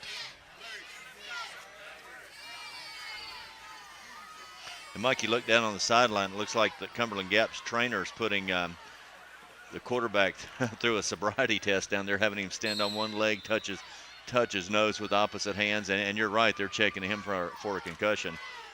You know, Rob, he may have got injured on that last roughing the passing play there before Shipley came in and ran the quarterback sneak for the touchdown. That's the last time he's been in the ballgame. Pitzer on the crossbuck powers his way for about 3 yards down to the 35-yard line. Of course, he was originally hit by their new quarterback, number 4, Ryan Shipley. GP offensive line, you got Bryce at center. Of course, right side, left tackle got Dodig and Sanchez. And on the far side, Rob, you got Corey Nichols at guard, Adolfo Allman at right tackle, and, of course, another offensive lineman, really, Zach Sutton, the tight end. Pitcher, crossbuck, still on his feet.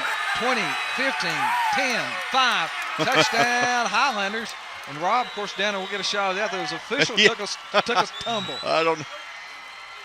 It looks like the turf monster came up and bit him. What a great play by Pitzer right there. I'm telling you, Mike, we just got it. Came out after that last possession, came out with a little different gear in us. And Matthew Pitzer right there leading the entire East Tennessee in all classifications in scoring. Rob, GP going for 1 right here. I think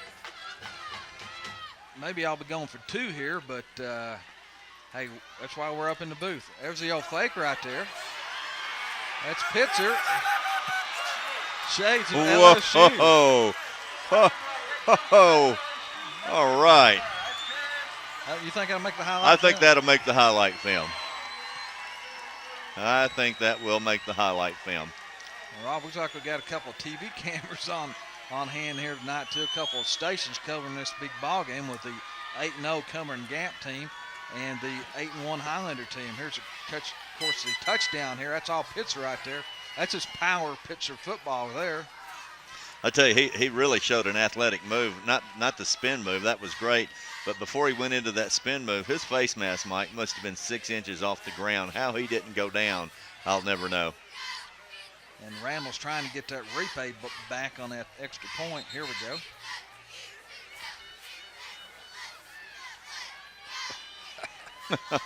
You know, boy, those guys are going to talk about that this weekend.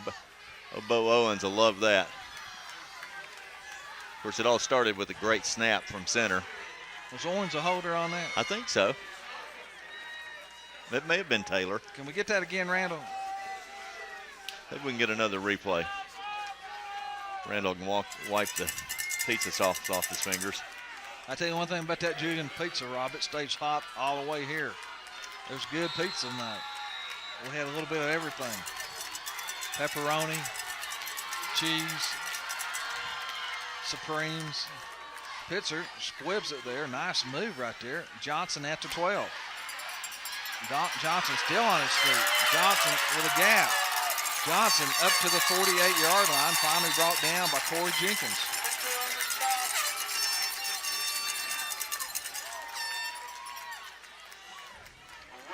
So it's going to be good field position for the Gap here, Rob. Again, like I said, you know, Shipley not as dangerous at quarterback as Nelson. I mean, Mike, when this happens and this guy comes into the ball game, I mean, it just takes everything that they've practiced and tried to achieve with their offensive game plan away from them.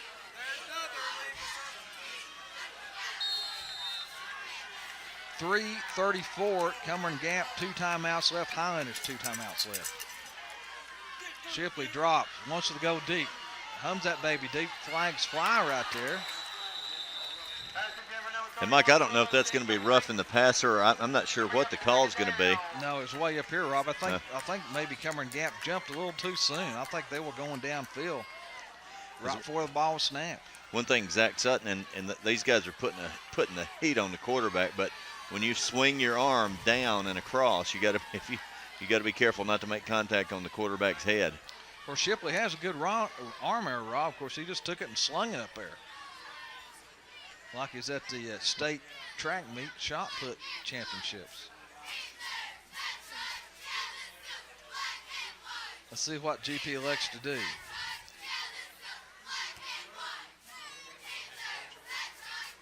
I guess the call, Rob, was illegal man downfield. See if we got a lineman going downfield here.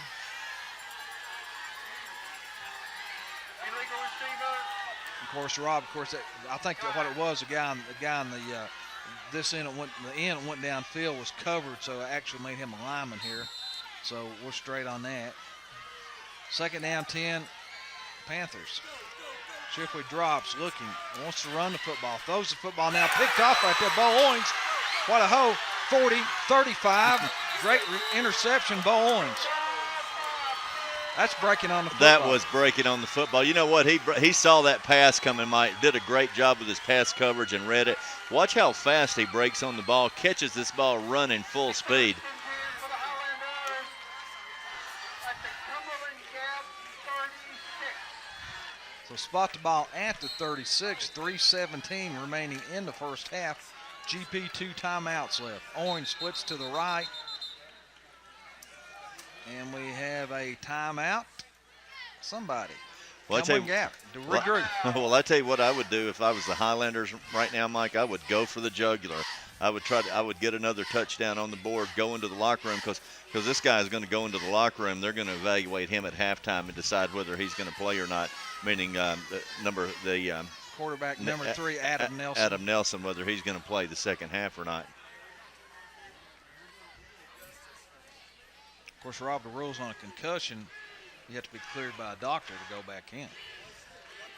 Yeah, but if there's not a doctor there, how do you diagnose a concussion? That's true, Rob. Of course, I guess that's why we can't remember what happened before 10th grade, and none of us can. That's why our eyes are rolling around 20 years later. Good crowd on hand here for the Highlanders. Of course, no school today in Sevier County. Pigeon Forge played last night. There was winners over Gibbs. Seymour winners over Claiborne County. GP, of course, hosting Cumberland Gap, and Sevier County playing Beard tonight in a must-win situation for the Smoky Bears if they're going to get in the playoffs. First and 10, GP slots left and right, wideouts left and right. Ogle shotgun formation.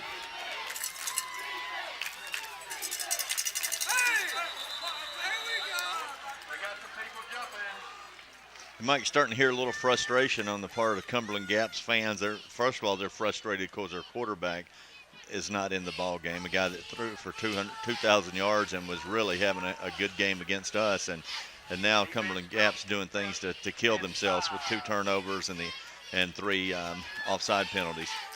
Same formation for the Highlanders now on 1st and 5.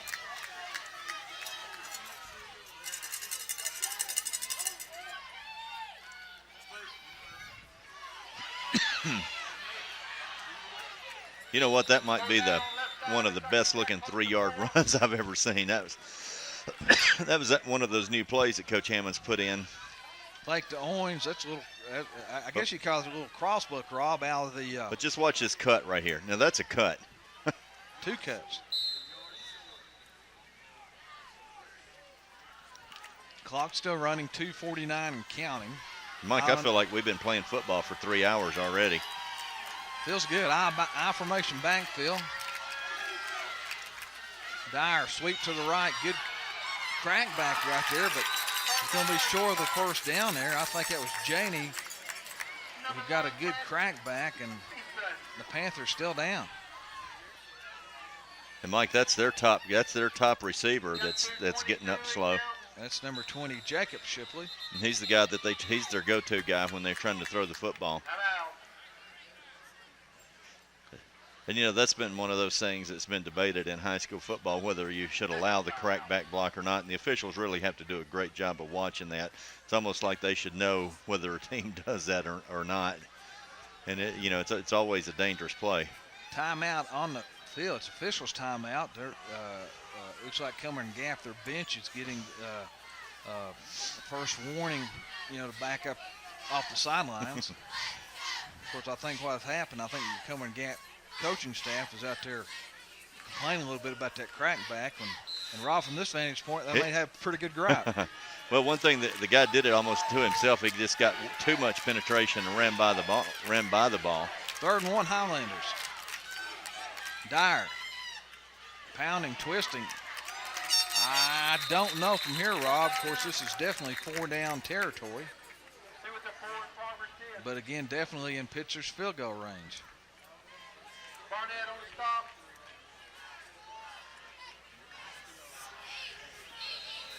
All right, 4th down. And That was I'm not in love with that spot. That was a bad spot there.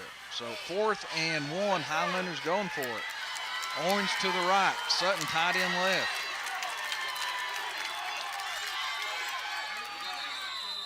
We got a flag. Whistle right there. I think they may get Dodig again for jumping right there. Rob, of course, right there.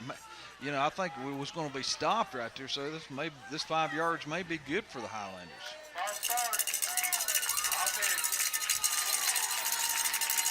And Mike, I still maintain that a lot of our offensive woes have been the results of playing just poor competition in our first unit, not playing a whole football game. I mean, there's been several weeks this season where our first offensive team played less than a half of football. Timeout Highlanders. And then you get a couple guys that come back from injuries after not playing last week, and it's really been several weeks since they've played a full football game.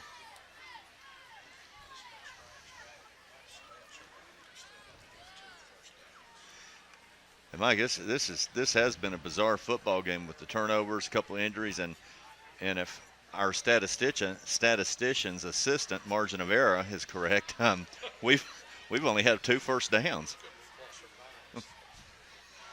Plus or minus. Of course, remember at halftime, you watched the GP Highlander Marching Band perform their halftime show. Mike, great to be part of the Highlander team. We were looking at Coach Hammonds, and you see him there on the sideline talking to his players, and just the guy's in his 36th season, and he's still a very innovative football coach. A lot of people think that he's not just because he's such a run-oriented team, but I mean the guy is just one of the best that's ever coached in the state of Tennessee. Screen pass left side, pitcher, and he's going to go nowhere. They had that read perfectly. So it's going to be Cumberland Gap taking over on downs. Before Coach Hammonds came to Gatlinburg-Pittman High School, the Highlanders were 17, 78, and 3. And Coach Hammonds has coached, if I'm correct, he's coached in about 488, 89 games and has won almost 270 of those, if not 270. That's tough, Rob. I mean, that's good. It's tough to get that many. All right, so Shipley shotgun formation here with 1:15 and 1 timeout left. Hands off to Beeson right there, ball loose right there. And it looks like GP may have come up with it. No, they got it back. I think he recovered his own fumble. Of course, Bo Dyer being on the spot right there. Well, it's good to see Bo Dyer back running full speed. I think he's the best player, all-around football player that I have seen in East Tennessee this year. 2nd down, 9. Cumberland Gap. Johnson on a misdirection right there has a little something going right there. Finally lassoed down by Owens at the 34-yard line. 38 seconds. They'll stop the clock to move the change here. Cumberland Gap 1 timeout left. 16 yards. Gonna be 1st down. That's a 34. Rob, I tell you, a game like this is where you chain crew down. Mike, not our chain crew. Any other normal chain crew, it would. Shipley rolls left, wants to throw deep. Has a man downfield. Ball's going to be incomplete, but going to be interference down there. Of course, that's just going to be 15 yards. Not at the spot, but from the line of scrimmage. But it will be a 1st down for Cumberland Gap here with 28 seconds left, 1 timeout left. And that's going to be his 2nd pass interference call on the night.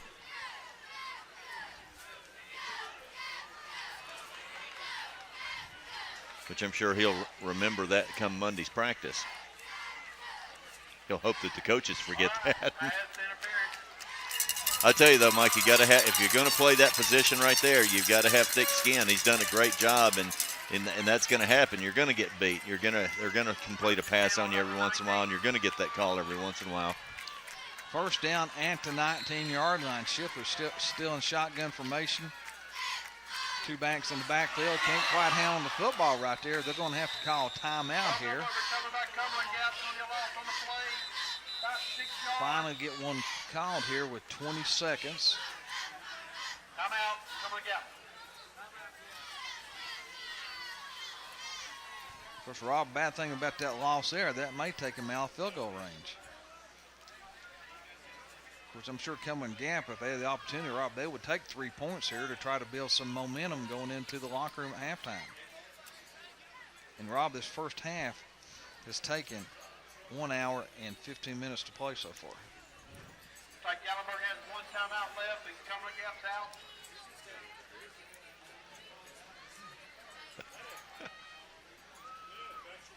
Hey, Mike, I don't think they can hit this field goal. It's a right-footed kicker kicking from the right hash. If they're going to attempt it, I think. They're gonna throw the ball up there for grabs, go for the end zone. Of course, one hand, this guy does, Mike, he gets way too much air under his deep ball. It gives us an opportunity to break on it, but at the same time, it's giving them that they're good receivers the same opportunity to break for the football. Second down, 17. Nice play by Janey.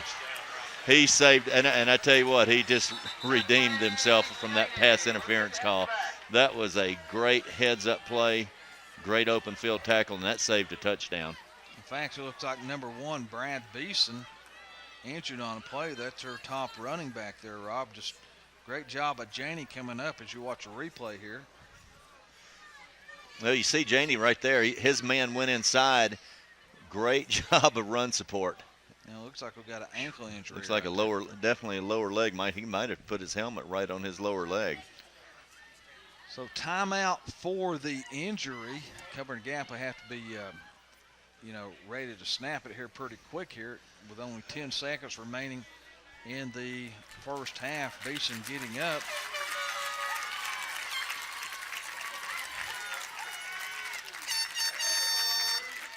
Boy, when you see that helmet on a lower leg right there with the foot planted, you always worry about a bone break. Of course, that might be the case.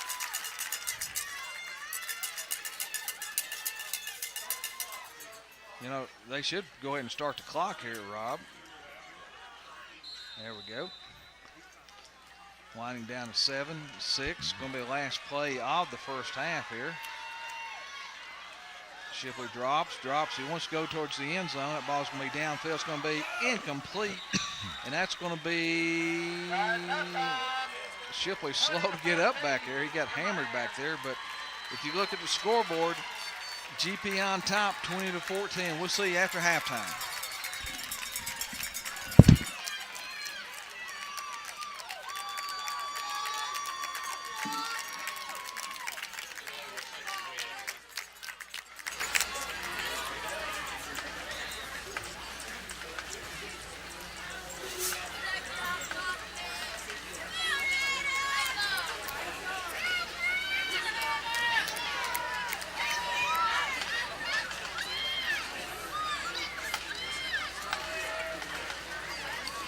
Gatlinburg-Pittman High School Band wishes one of their most loyal band dads and supporters a happy 40th birthday.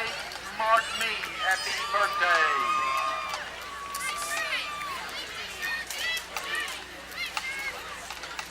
Would you please welcome the Gatlinburg-Pittman High School Band. The officers for the band are Ann Catherine Nave, drum major. Lindley Houston, band captain. Ida Wilburn, drum captain. Chelsea Sands, guard captain. Tara Tyrell, guard co-captain. Directors are Ron Hicks and Mark Harrell. Featured performers are Shayna Ark, Alex Dittmanson, Brittany Lewis, and Chaz Sims.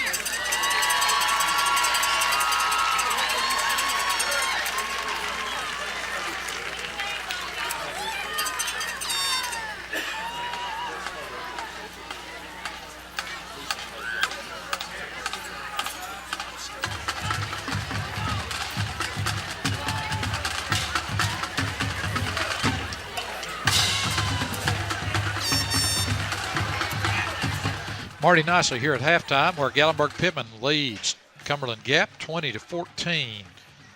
First half stats, very unusual first half stat-wise. Cumberland Gap, 6 first downs, 4 by passing.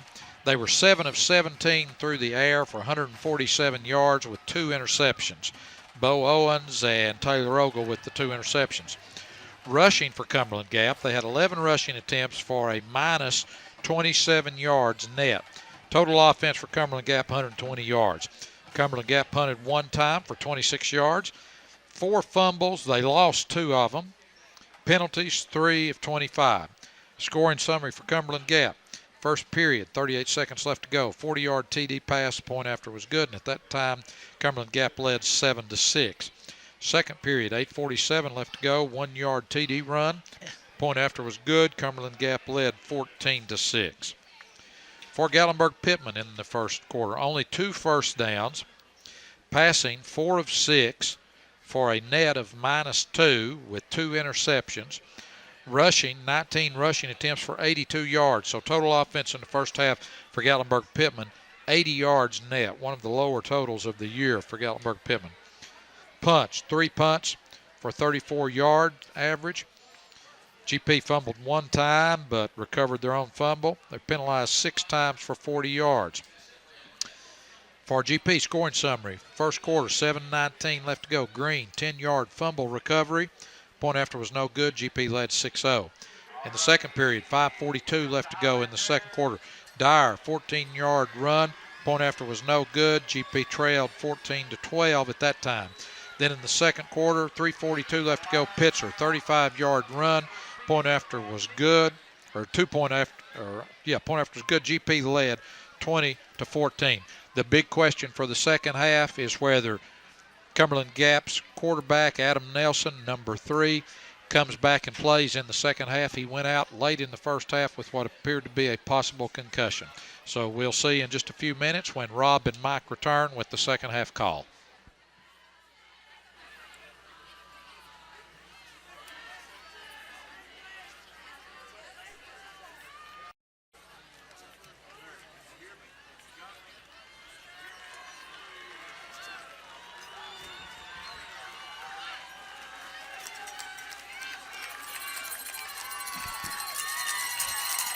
Back here after halftime, Gatlinburg-Pittman set to kick off to Cumberland Gap. Mike Hill along with Rob Younger, Marty Nicer, Kevin Turdy, Randall Bryan, Chris Bryan, and backup security night, Steve McKinney. Rob, GP enjoying a 20-14 lead, and we're underway here with the second half. It's going to be Barnett at the 13. Nice wedge. Tripped up at the 27-yard line. So this, Rob, probably is the deepest that Cumberland Gap has taken over on offense. And Mike, it is, and a good open field tackle on the kickoff by number 36, Taylor Bryan. Special teams stand out, and that's what we've all been waiting to see right there, Mike. And you got to wonder if the coaches went into the locker room at halftime in our locker room and kind of talked about 2 different defensive strategies. Nelson back in at quarterback. He missed the last few series for the Panthers. Shotgun formation. I'm sure the Highlanders still bring pressure after him. Being pressured, and he's going to be sacked back there by a host of Highlanders. You got Pitzer, Green, Sutton, and Billy Husky on the stop. Mike, I was standing in the doorway of the press box when the coaching staff was coming back into the press box, and I saw Coach Neil Lestis, and I said, it looks like he's out there warming up again. And he said, we're just going to have to keep pressuring him with the linebackers. And boy, right there, he did a good job. Great call and a good blitz by the linebackers. So with a loss, it's going to be 2nd down 20 for Cumberland Gap. Pressured again, throws it up right there, complete. Nice play to Beeson right there. What a running room. That's going to be a clip right there. Owens got he got whacked there at the 20-yard line. And I tell you, Nelson also got slammed in the end zone, Rob. But this is coming back, though. That's an obvious clip right there against number 20, Shipley. And, Mike, I don't know why the head official, why the referee, why they're even talking about it, unless there was another flag on the play that I didn't see. No, he's saying he called that against Highlanders. No, he didn't. Yeah.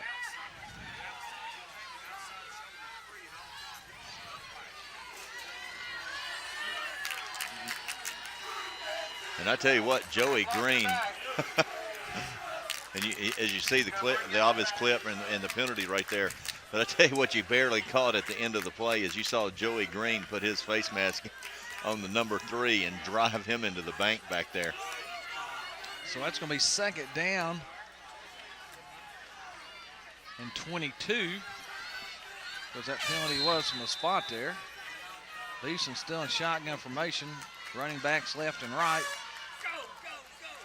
Being pressured, throws upfield, ball's going to be almost picked off right there. I tell you, I think it looks like Ogle had the beat on the ball there, Rob, and it looked like number 34 right there.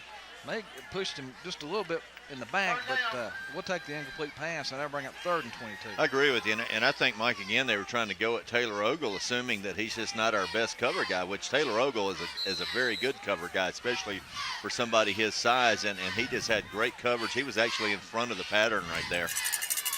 3rd down, 22.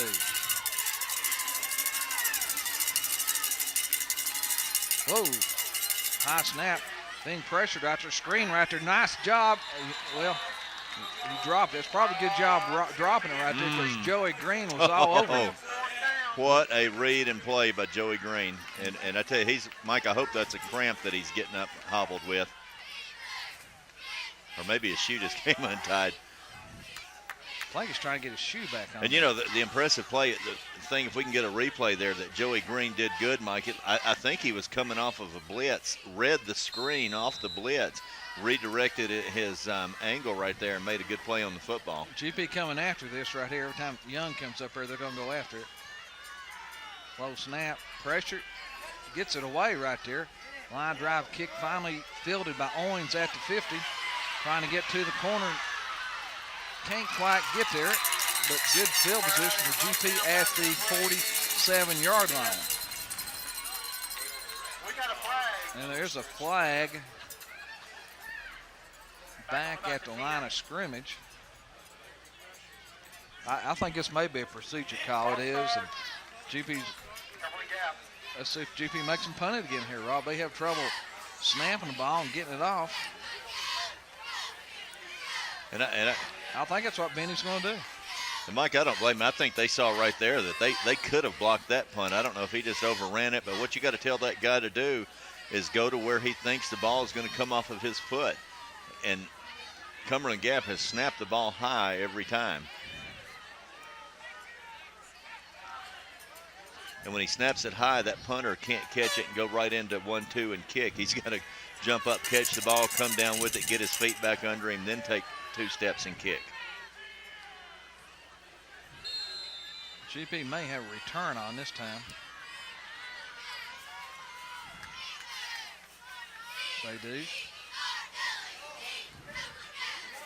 Fielded by Young at the, still on his feet. So GP's going to come out about +10 on that, Rob. So GP good field position at the 40-yard line. Like if Cumberland Gap does have a weakness to this football team, it's certainly in their kicking game. They haven't made a good punt or a kick, and they've, of course, missed 1 field goal. For the Highlanders, the Cumberland Gap 40. So GP on offense for the first time here in the second half at the Cumberland Gap 40-yard line. Keelan Bryce center brings his offensive line up to the line of scrimmage. Young to the right, Orange to the left. Split backs for the Highlanders. Option left side. And it looks like Cumberland Gap is going to come up with it. And Mike, I'm just not sure, you know, you want to be innovative and put some new wrinkles in, and you're going for the region championship, and you want to do some things that they haven't seen on film yet. But Taylor Ogle has never run the option in his career, and he's a right-handed quarterback, and then all of a sudden he's reading the option to the left, coming down the line of scrimmage and trying to make a left-handed pitch, and looks like he just kind of pitched the ball behind the running back. So Cumberland Gap at the 45-yard line. And I tell you, Mike, that was a very common offense back 75 years ago when we played. And it takes a long time of guys playing together to get that quarterback pitch relationship down the line of scrimmage. Nelson wants to go deep, has a man down. That ball is complete for a touchdown.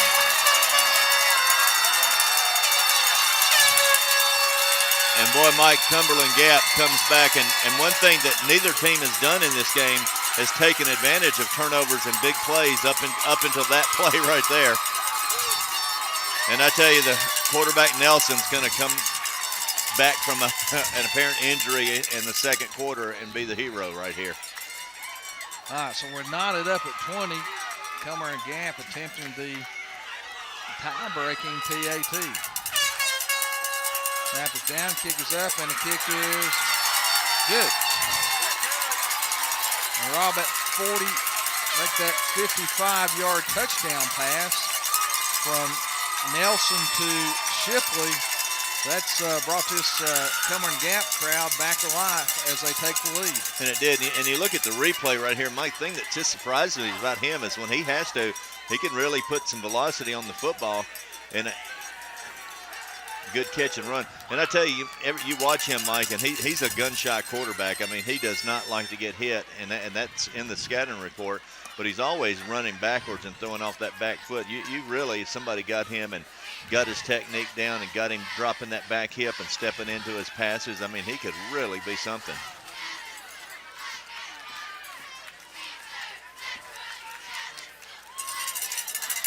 And he came, and I think he came into tonight's game with over 2,000 yards passing, and that put him over 200 yards passing just for this game. And we're just now getting into the third quarter.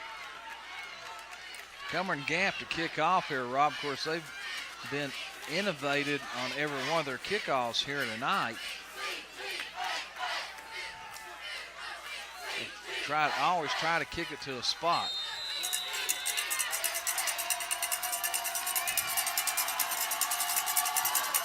This time it's a squibber. It's going to go out of bounds at the 19-yard line. Mike, that did not hit Zach Sutton, did it? Rolled out of bounds. I don't think so.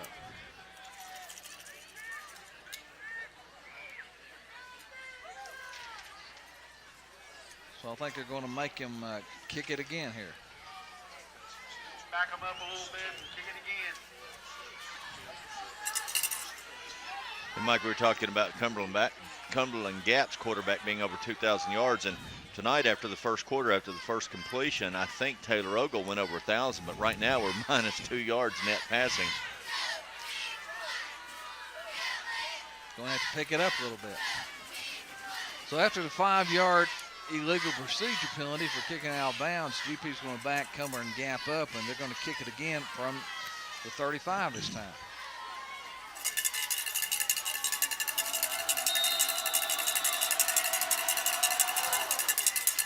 It's a high kick, fielded by Young at the 19-yard line.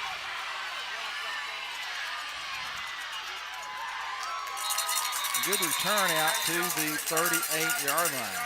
Good return, good blocking in front of Chase Young. And you look at some of these teams, Mike, and you take a really great football team like Cumberland Gap that's strong offensively, got a great defense, and their kicking game's terrible. You just have to think in a school that size that there's a kid walking the hallways that's maybe on the soccer team that just is not out, that could be a heck of a kicker for them.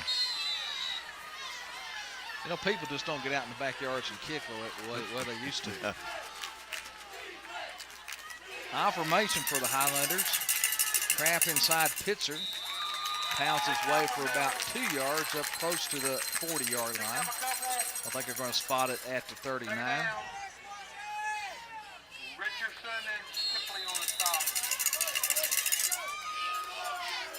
So they'll bring up second down, 8 Highlanders. Clock running, 9:40 remaining in the third quarter. They trail 21-20 against visiting Cumberland Gap, the Panthers. Dyer on the cross buck, misdirection right there, still pounding, twisting, trying to get all he can get, finally knocked out of bounds across the way. Mike, good effort, good running by Bo Dyer trying to pick his way and find an opening. Right now, Cumberland Gap's coming at. Of course, we expected them, by scanner report, they were going to play that 3-5, which we knew they wouldn't do that against us. But basically, they're playing a 50 front, just with those two linebackers walked up on the line of scrimmage, plus their safety. And, they just got 8 guys up there that are pretty tough football players and really giving us everything we've got at the line of scrimmage. 3rd and 6 at the 43.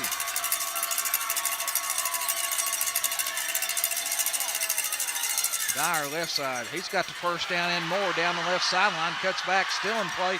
Twisting, turning, still on his feet. First down and more. Bo Dyer inside the 30-yard line. And, Mike, when you look at the replay there, you're going to see pretty good blocking on the left side of the offensive line. But really the guy that made that play go were Pitzer and Matt Robertson. Come out and you see Pitzer going in a little motion. Watch him and Robertson right there making contact, keeping their feet. We've still got those guys blocking 15 yards down the field. And that's as good as it gets by a fullback and a halfback. Bo Dyer should buy those guys a cheeseburger after that run. 1st and 10 Highlanders at the Cumberland Gap 28-yard line. GP 2 tight end set this time.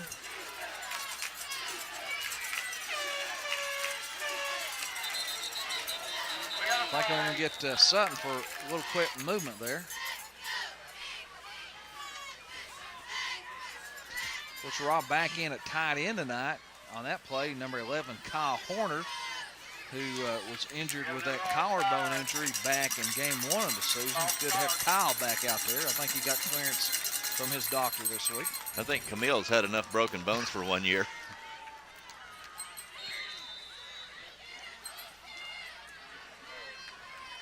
Rumor has it that whole family's having to take care of Jay.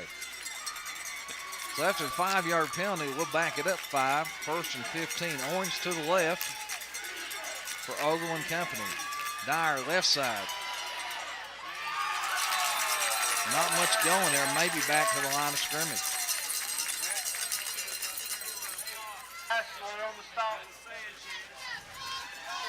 You're looking at the guy making that play right there and see him walking up from the sideline.